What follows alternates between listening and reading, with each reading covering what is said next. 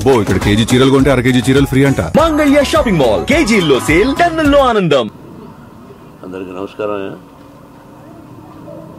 కోట శ్రీనివాసరావు గారు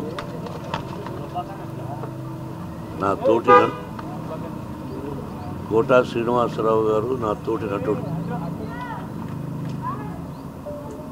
ఆయన అకాల మరణం చెందిన రోజున నేను హైదరాబాద్లో లేను, దాదాపు ఒక 1000 మైళ్ళ దూరంలో ఉన్నాను. అది తెలిసి దిగ్భ్రాంతి చెందాను. అంటే కన్నప్ప సినిమా రిలీజ్ అయిన రోజున ఫోన్ చేసి, ఏమయ్యా చాలా బాగుందంట, మేము ఒకసారి ఏమయ్యా అనుకుంటుంటాం, మోహన్ బాబు గారు మిమ్మల్ని ఏమయ్యా అన్న పర్వాలేదా అంటుంటాడు.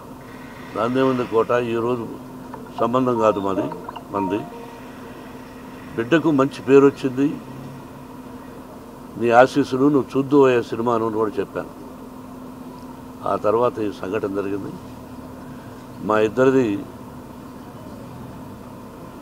1987 1987 సంవత్సరంలో వీరప్రతాప్ అనే సినిమాని నేను చేశాను, విఠలాచార్య గారి దర్శకత్వంలో.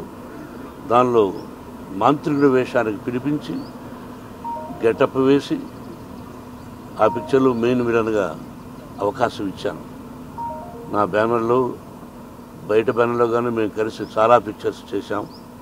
ఒక గొప్ప నటుడు, ఏ డైలాగునైనా అవలీలగా చెప్పగలడు, అటు విలన్ గాను కామెడీ గాను ఒక డిఫరెంట్ టైప్ ఆఫ్ మాడ్యులేషన్లో చెప్పగలిగిన మంచి నటుడు మన కోట శ్రీనివాసరావు.